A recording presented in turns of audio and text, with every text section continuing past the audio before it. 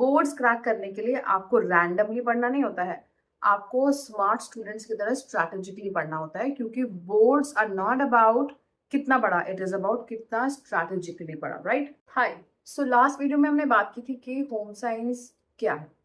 इस वीडियो में हम बेसिकली बात करने वाले हैं कि आपको होम साइंस का सिलेबस कैसे डिकोड करना है और स्ट्रैटेजिकली आपको कैसे सीबीएसई बोर्ड के लिए होम साइंस के सिलेबस को डिवाइड करना है और कैसे उसको पढ़ना है।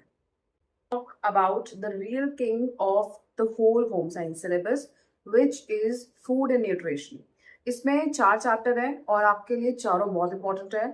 अगर आप ये 4 चैप्टर्स बहुत अच्छे से पढ़ लेते हैं तो 70 में से 23 नंबर आपके कहीं नहीं जाने वाले हैं। अगर आपके 23 भी नहीं आते हैं, मान लो रफली, तो 15-20 नंबर तो आपके आराम से फूड एंड न्यूट्रिशन में आ जाने चाहिए। तो सबसे मेजर पार्ट आपका क्या है होम साइंस में? फूड एंड न्यूट्रिशन, जिसके 4 चैप्टर्स हैं clinical nutrition and dietetics, public nutrition and health, food processing and technology, and food quality and food safety. These chapters are chapter number 2, 3, 4, 5, and these chapters are really important. Also board के बहुत सारे practicals जो आपको practical exam में कर रहे होंगे वो भी मेजरली इन चैप्टर्स से ही आते हैं। तो प्रैक्टिकल में भी और थियरी में भी इन चैप्टर्स का बहुत इंपॉर्टेंट रोल रहेगा। जो आपके लिए इम्पोर्टेंट यूनिट रहेगा वो रहेगा फैशन स्टडीज, क्योंकि आपका फूड एंड न्यूट्रिशन में 23 नंबर का पढ़ने के बाद 17 नंबर का आपका फैशन स्टडीज से आएगा, जो उसमें आपके 3 चैप्टर्स हैं, fashion designing and merchandising, and there is fabric care. Okay, तो 3 चैप्टर्स हैं। आ जाएगा ह्यूमन डेवलपमेंट, इससे आपका 10 नंबर का आने वाला है 70 नंबर में से।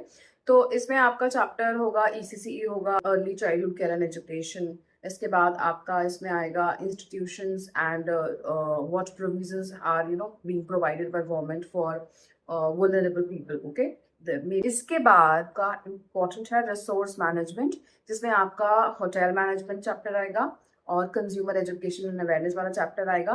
तो यहाँ से आपके 10 नंबर के क्वेश्चन आएंगे, तो ये भी इम्पोर्टेंट है। अब अभी तो हमने इसको सिर्फ बाइफरकेट किया है, तो ऊपर से when we are really getting into the theory lectures and the practical lectures of home science, then I'll be teaching you and I'll be literally telling you कि कौन से चैप्टर से कितने MCQ आएंगे और कौन से चैप्टर से कितने 2 नंबर के क्वेश्चन आएंगे, कितने 3 नंबर के आएंगे, कितने 5 नंबर के आएंगे। तो अगर किसी चैप्टर से MCQs टोटली नहीं आ रहे तो you do not read or study it that way कि आपको MCQ के हिसाब से उसको पढ़ना पड़े, ठीक है? तो ये बेसिक ये यूनिट्स हैं आपकी। तो आपकी 5 नंबर का लास्ट चैप्टर नंबर 1 और चैप्टर नंबर लास्ट से आएगा। तो यू डिसाइड कि आपको कैसे पढ़ना है, ठीक है? So now this is the actual board strategy. Most students make one mistake, they study all the chapters equally. That's a big mistake. जिससे MCQ नहीं आ रहा उससे MCQ के हिसाब से नहीं पढ़ना, जिससे 2 नंबर का क्वेश्चन नहीं आ रहा उससे 2 नंबर के हिसाब से नहीं पढ़ना। This is very basic. Okay, तो पहला आपकी प्रायोरिटी लिस्ट क्या होगी? Food and nutrition, second fabric and apparel, third human development plus resource management, 10-10 number का आएगा इससे। और लास्ट में आपकी 2 चैप्टर्स है, chapter number 1 and chapter number 13, ठीक है, जिससे आपका 5 नंबर का आएगा।